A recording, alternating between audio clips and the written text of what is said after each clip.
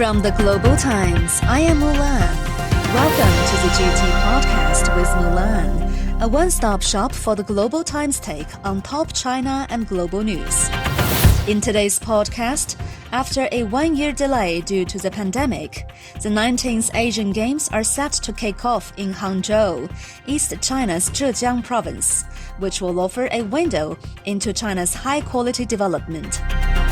At the United Nations General Assembly, countries of the Global South are focused more on development and climate change, while the US-led West appeared to try to use a multilateral platform to create division.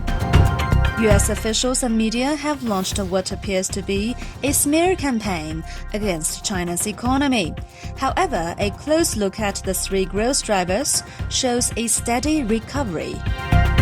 As the US-UK-Australia Security Alliance AUKUS turns 2, an Australian scholar said there might be a lesson for Australians to draw. Be careful of US carrots.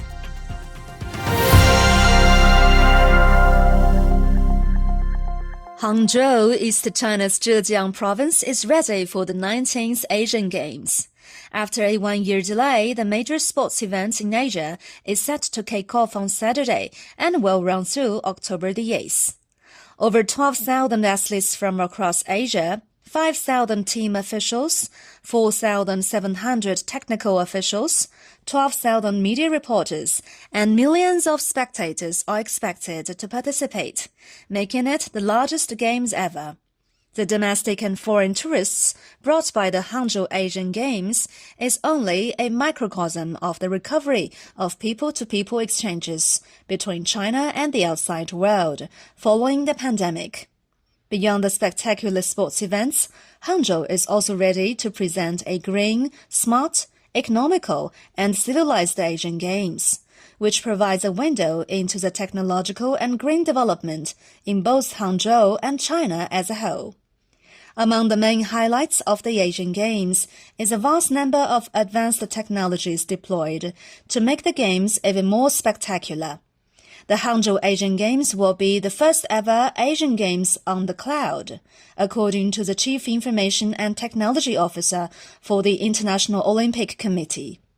In terms of environmental protection, Hangzhou aims to host a carbon-neutral Asian Games, with the use of green electricity in the venues. Apart from green energy, environmentally friendly technologies have been widely used in equipment, transportation, and delivery services in the lead-up to the Games.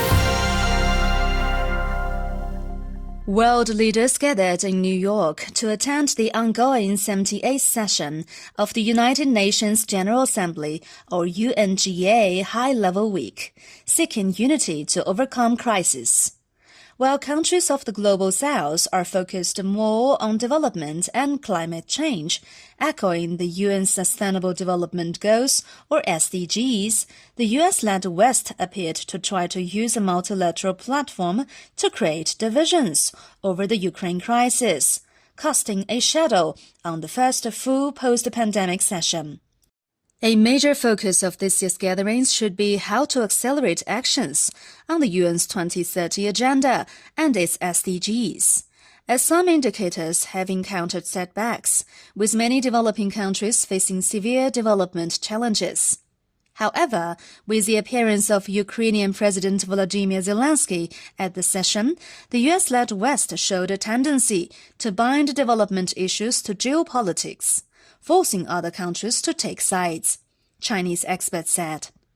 People are looking to their leaders for a way out of this mess, UN Secretary-General Antonio Guterres said ahead of the annual gathering, urging actions rather than words to deal with a number of challenges, such as worsening climate change, the global cost of living crisis, and dramatic technological disruptions. Chinese Vice President Han Zheng, who attended the UNGA, said that China will, as always, be a builder of world peace, a contributor to global development, and a defender of the international order, and support the UN in playing a central role in international affairs. In the words of U.S. politicians and media outlets, China's economy is a time bomb and is at the cusp of collapsing. However, consumption, investment, and exports, the three economic drivers, showed that, while challenges remain, the world's second-largest economy is on track toward a steady recovery. In terms of consumption, bustling scenes at night markets, shopping malls, and tourist attractions across the country shows that consumers are spending again. During the summer travel peak between June and August, the number of domestic trips totaled 1.839 billion, generating a revenue of 1.21 trillion yuan, according to industry data. In terms of investment, while China's fixed asset investment has seen slower growth and private sector investment saw a decline, two of the factors most widely cited by foreign media to smear the Chinese economy, investment activities remain robust in key areas across the country. In terms of exports, while exporters have seen relatively bigger pressure due to sluggish demand from the US and Europe, there were also plenty of highlights, including robust growth in trade with ASEAN, countries participating in the joint construction of the BRI, and in exports of advanced products such as electric cars. Together, the three growth engines showed that the Chinese economy, despite downward pressure, remains on a path for high-quality development. It seems that the frosty China-Australia relations have started to thaw faster. However, bilateral ties are still clouded by several factors. Washington's constant pursuit of containing China and the Security Pact, AUKUS, announced 2 years ago this week, among others. In an interview with the Global Times, Joseph Camilleri, emeritus professor at La Trobe University in Melbourne and a fellow of the Australian Academy of Social Sciences, warned that Australia needs to stay vigilant about carrots the US offers. AUKUS has affected Australia's situation and is a source of tension.